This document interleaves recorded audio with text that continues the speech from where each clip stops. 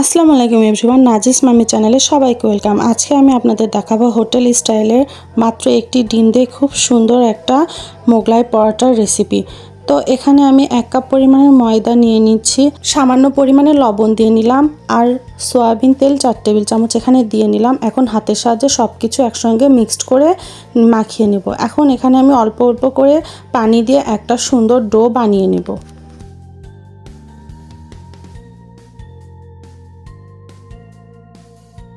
এই তো আমার আটা দিয়ে একটা সুন্দর ডো বানিয়ে নেওয়া হয়ে গেছে। এখন হাতে একটু তেল দিয়ে ডোটার উপরে মাখিয়ে নিব, এতে করে ডোটা অনেক সফট হবে। এখন কিছুক্ষণের জন্য রেখে দেব। এখন ডিমটা রেডি করে নেব। এখানে আমি 1 কাপ পরিমাণ পেঁয়াজ কুচি নিয়েছি আর 4টা মরিচ কুচি করে রেখেছি, সেটা দিয়ে দিলাম, আর স্বাদ মতো লবণ দিয়ে দিলাম, আর সামান্য পরিমাণের হলুদের গুঁড়া দিয়ে হাতের সাহায্যে ভালোভাবে মাখিয়ে নিব। মাখিয়ে নেওয়া হয়ে গেছে। এখন আমি ডিমটা ভেঙে দিয়ে দিলাম, একটা কাঁটা চামচের সাহায্যে সব কিছু একসঙ্গে মিক্সড করে নেব। ডিমটা মিক্সড করে নেওয়ার পর এখন একটা রুটি বানিয়ে নেব। আমরা যেরকম বাসায় স্বাভাবিক রুটি বানাই এইভাবেই রুটিটা বানিয়ে নেব।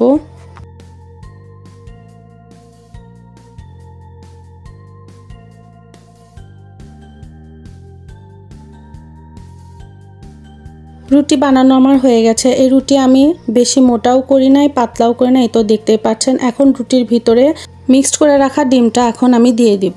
এখানে আমি মিক্সড করে রাখা ডিমটা আমি মাঝখানে দিয়ে দিয়েছি আর সাইডে ফাঁকা রেখেছি যাতে ভাঁজ করতে সুবিধা হয়। এখন আমি হাতের সাহায্যে আস্তে আস্তে এটা সুন্দর করে ভাঁজ করে নেব।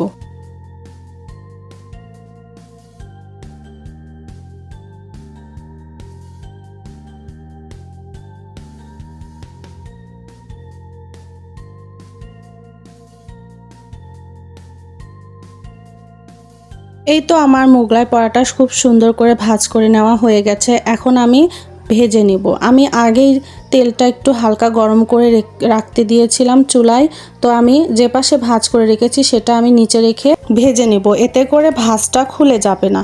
চুলাটাকে অবশ্যই মিডিয়াম আঁচে রেখে ভাজতে হবে, এতে করে ভিতরে ডিমের পুরটা কাঁচা থাকবে না, সুন্দরভাবে ভাজা যাবে।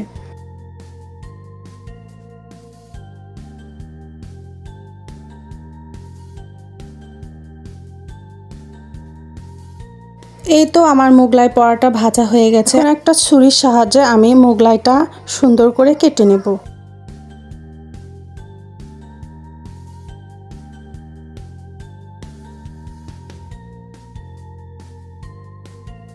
মোগলাইটা কেটে নেওয়ার পরে এটা দেখতে আরও সুন্দর লাগছে আর খেতেও অনেক সুস্বাদু লাগবে। আপনারা অবশ্যই বাসায় ট্রাই করবেন, আশা করি ভালো লাগবে। আজকের মতো ভিডিওটা এ পর্যন্ত। সবাই ভালো থাকবেন আর আমার চ্যানেলটাকে অবশ্যই সাবস্ক্রাইব করতে ভুলবেন না। আল্লাহ হাফেজ।